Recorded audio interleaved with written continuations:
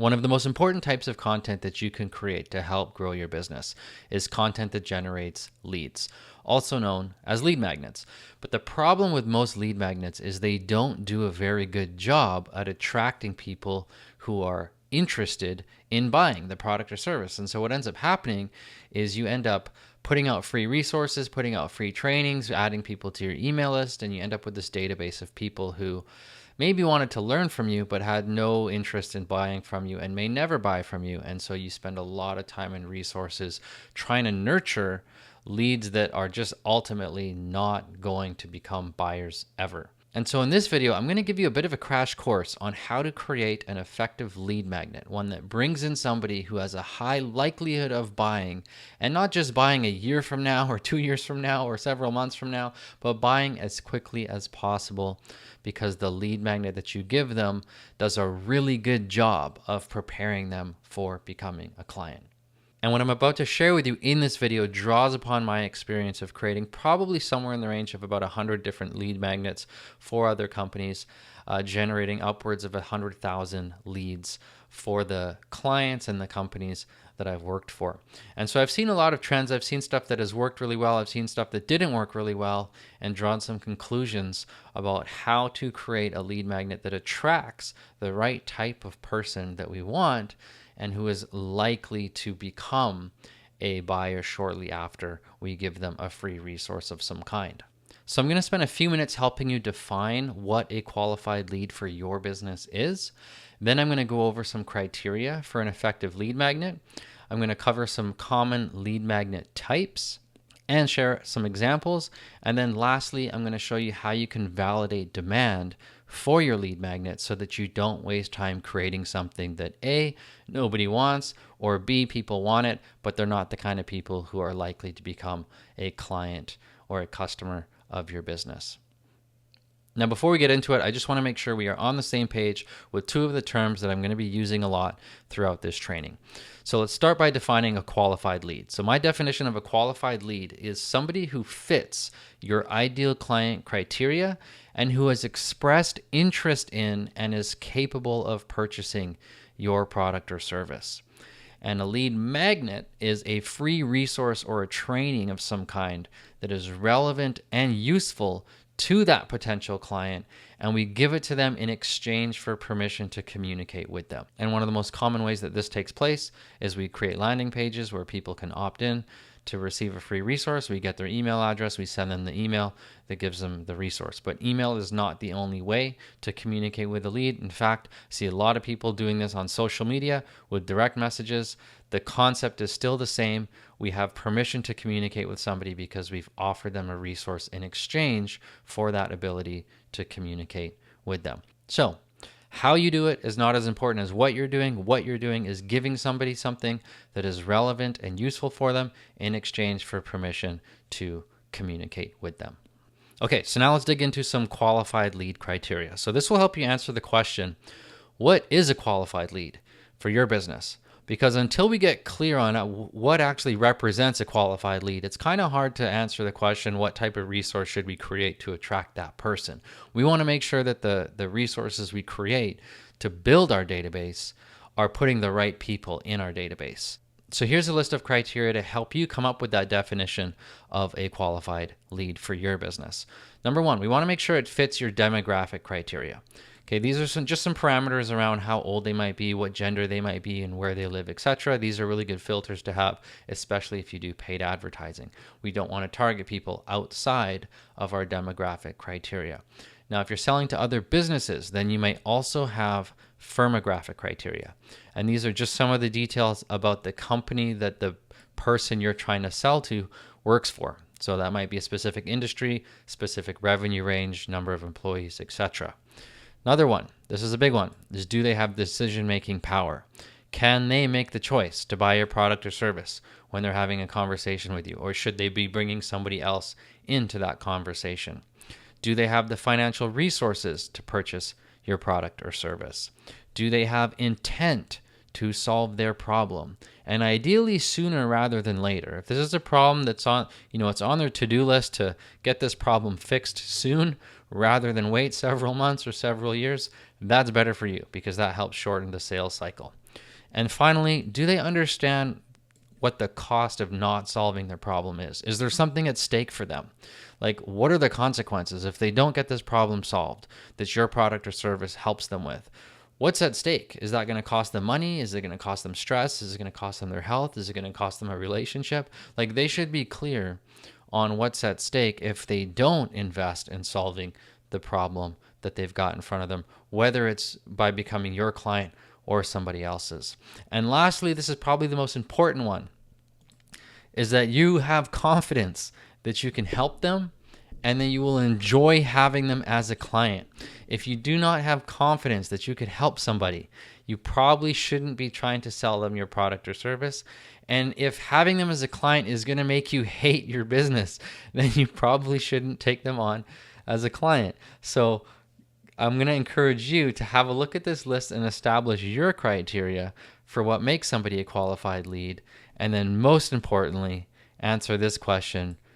If that person was in front of you, would you have a high degree of confidence that you can help them? And after you meet them and talk to them and have some kind of communication with them, do you get the sense that you'll actually enjoy working with them? And if you don't, if you see some red flags that maybe they're rude or they're controlling or they're not coachable or they're rude to your team members, any of these red flags, you probably don't want to take them on as a client because they're just going to cause problems for your business that might not be worth the revenue you collected for when you sold them your product or service. So keep that in mind. The next thing that I'm going to cover is lead magnet criteria, because there are characteristics of a lead magnet that help to ensure that it attracts somebody who has a higher likelihood of becoming a buyer. And there are characteristics of lead magnets that bring in people who are probably never going to buy and are just kind of casually snooping. Maybe they're willing to learn, but they're not really going to do anything with the information or with the resource that you shared with them, and they're not going to become a customer for your business. So this criteria helps ensure that you attract some really good quality leads. So first criteria is that your lead magnet solves one specific challenge or problem faced by your prospect. We're not trying to solve all their problems. We're not trying to solve the big problem that your product or service solves. We're isolating one smaller problem that's related to the thing that your product or service helps them with, but it's not the entire thing. So it's kind of like an appetizer. So we're helping them solve one specific challenge or problem, and in doing so, we're helping them to experience a tangible, quick win. Like, help them accomplish something. If they actually use the lead magnet that you created for them, what would that do for them? Is it going to help them in some way? Is there a result that they accomplished? And by doing that, by helping them experience a quick win, we get to earn their trust, because instead of trying to tell them that we can help them, we actually did.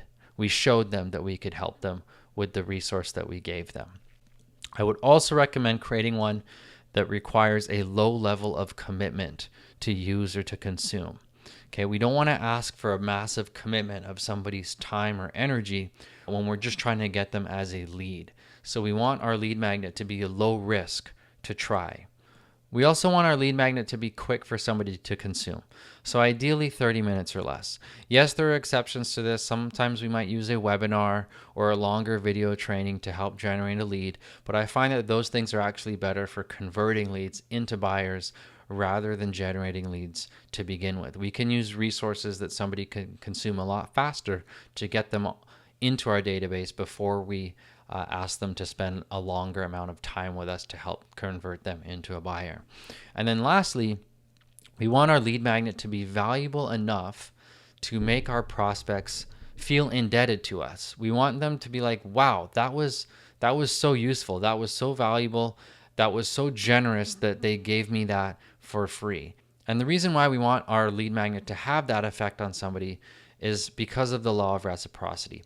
We want to give value before we expect to receive any value in exchange. So we are initiating this relationship with a lead by giving them value before asking them to purchase something from us. And the final piece of criteria here, which is very important, is that your lead magnet should help prepare a prospect for becoming a successful client. Okay, if the thing that you give them doesn't help to increase their odds of solving their problem and getting better results if they buy your product or service, then it's probably not a very good lead magnet to use to help generate leads for your business. Okay, now let's move on to some proven lead magnet types.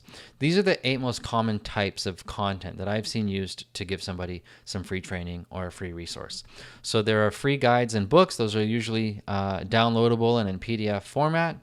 I've seen videos that people can watch on their own time, spreadsheets, lists, curated lists or databases that you might give to somebody, questionnaires or surveys to help gather some information about them, quizzes or self-assessments, documents as simple as a Google Doc, and any kind of downloadable template, something they could use like a website page template or a presentation template, social media post templates. People love plug and play templates. But I'll leave you with a warning here, because there is no one size fits all lead magnet type that will work best for every business. You got to use some of your best judgment here, and also be prepared to create and test multiple types of lead magnets. Now, the good news is, if you've been doing some work with clients and you've been helping your clients get results, is you probably have some of these things created already just from the work that you do with your clients. And so you could easily repurpose something that you've given a client or a customer and repurpose that resource as something that you use in your marketing to help attract qualified leads. So give it some thought. You might actually have some of these created already. You might not have to create something that's brand new. You might just have to repurpose something that you've already been using with your clients. Okay, let's move on to some examples of lead magnets. So the first example I want to share with you is actually from my wife's business. So she has a brand called Early Years Thriving. She sells professional development training to early childhood educators. And so she's created dozens of workshops. She has dozens of workshops available for sale on this website. She picked 3 that she gives away for free to help build her email list. And so anyone who's an early childhood educator will be attracted to these topics. They can get 1 hour of free professional development, or 3, I suppose, if they take all 3. But the moment they've finished one of these free workshops, they're invited to other ways of taking professional development training. There are self-paced online workshops, there's an annual subscription, there's annual summits, there's in-person events, etc. But these are the 3 main lead magnets that have built my wife's database of early childhood educators who are willing to take professional development training, particularly online. The next example I want to share with you comes from my own business. So this one is a webinar topic scorecard combined with a short video training. So one of the services I've been providing to other businesses for years is helping them to create webinars that generate leads for their business. And one of the first steps in that process is choosing a topic that their prospects would be very much attracted to. And so this is a resource I created to help somebody who's thinking about doing webinars or planning their next webinar come up with a topic idea. And so there's a training to walk them through some frameworks for choosing that topic. And then if they've got a bunch of ideas, they can use the spreadsheet to rank their best idea and prioritize which one they're going to move forward with next. And so this particular resource has helped bring in clients for me that came to me with a list of topic ideas, and they just, I got to give them some feedback on those ideas, pick one to move forward with, and have a high degree of confidence that the first webinar we do together was going to do well, because I taught them up front how to pick a topic that their market would appreciate. And the third example of a lead magnet that I'd like to share with you here comes from a company called Thinkific. This is an online course platform. I used to work there as their content manager. And one of our best performing lead magnets was this guide to pricing an online course. And it was actually a combination of a guide plus a pricing calculator. The reason why this one worked well is because there are a lot of people selling courses on Thinkific's platform, or people who are considering creating a course and they're not sure what they're going to charge for their course. They don't have any guidance or frameworks around how to price the course that they're going to sell. So we gave them that education and a tool to help them come up with a price for their course, which helped bring in some qualified leads for Thinkific as a software company, because anyone who's creating a course can use the software to create and launch their course. So hopefully by sharing the common lead magnet types and giving you some examples, you're starting to think of some ideas for a lead magnet that could work well for your business. Now, if you're still having trouble thinking of a lead magnet idea, then I want you to use what I call the kickoff assignment test. So the kickoff assignment test goes like this. I want you to imagine that you are about to start working with a client. So you've just had a really good conversation with a prospect. They fit your criteria, and you're willing to get started with them. So in that moment, I want you to imagine that you say something similar to this. Hey, Mr. Prospect, based on everything we discussed so far, I'm confident that I can help you to achieve whatever the outcome is, and I'm happy to start working with you. To help kick off this process more efficiently, there's one thing I'd like you to do. Please do this, and then describe a specific homework assignment, some prep work that they can do to help kick off their journey of becoming your client. And then say to them, hey, if you get this done, we can hit the ground running and start getting results as quickly as possible. So I just want you to practice that script out loud and then ask yourself, what's the assignment you would give them? I had this conversation a few months back. Somebody came to me and they wanted some help creating a webinar. They had never done webinars before. Can you guess what I gave them? So when we got off that call, I said, great, I'm happy to start working on your webinar next week. The homework or the assignment that I gave them was my webinar topic video training and scorecard. I gave it to them and I said, hey, I want you to watch this video. I want you to use the scorecard. And when we have our first meeting together next week, I want you to show me what you came up with, so for some ideas for your first webinar. And then I'm going to give you feedback on those ideas, and we're going to get started on creating that webinar. So I gave them an assignment that helped prepare them for getting results even faster with me the moment that they became a client. So I want you to think about what's the assignment you would give a prospect. What's something that they could get done that doesn't take too long, but will make it easier for you to get started with them and get a result with them. And then the last piece of advice I want to leave you with here is that you should be validating the demand for your lead magnet idea before you create it. Okay, some things take a lot of time to create. I know you might have some stuff you've already used with clients, but if you're creating something that's brand new, the resource itself takes some time to create, but also all the infrastructure around eventually promoting that resource. You might have to create landing pages, confirmation pages, automated emails, an ad campaign, and so on and so forth. So you don't really want to do all that stuff. You don't want to spend all that time and resources doing all those things for a lead magnet that you have not validated is actually desirable to your target market and does in fact generate a qualified lead for your business. So here's a script that you can use to validate the demand for your lead magnet. And you can send this out as an email, you can post it on social media, but the structure is essentially the same.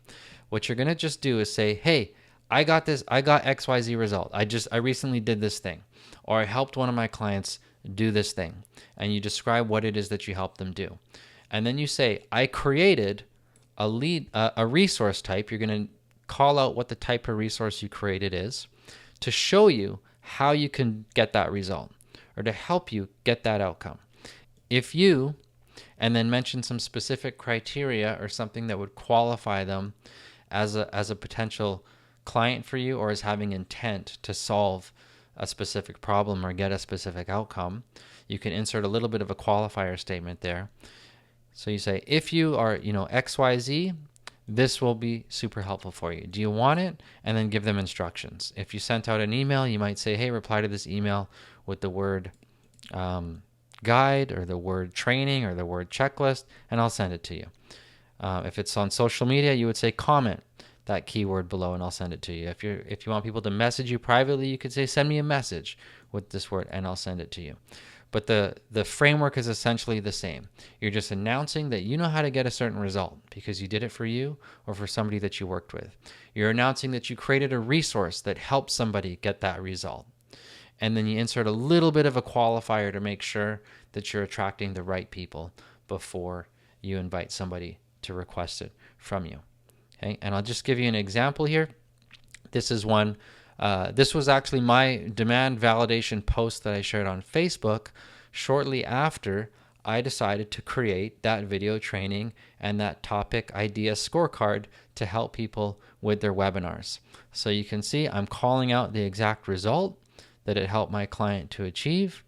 I'm describing the resource that I helped to create. Actually, a combination, of a resource and a tool. So a video plus a scorecard, that's the spreadsheet. And then here's my my call out of somebody with specific criteria and intent. If you want to sell coaching and training programs or want to validate the demand for a new offer, these will be super helpful for you. You want them. And then I had a bunch of comments on there, people to respond to that week, send them the resource that all represented potential clients for my business. So that brings me to the end of this training video on how to create an effective lead magnet for your business, one that attracts people who are likely to buy from you and who represent people that you would enjoy having as a client, and not tire kickers or people who are just not a good fit for your product or service. So I hope this was helpful. And if you want access to the document that I shared in this video, I've linked to it in the description below the video. So you're welcome to bookmark that and come back to it whenever you're creating a lead magnet for your business. If you have any feedback or any questions for me, please leave them in the comment section. And if you've been enjoying my videos, please subscribe so that you'll get notified whenever I publish new videos.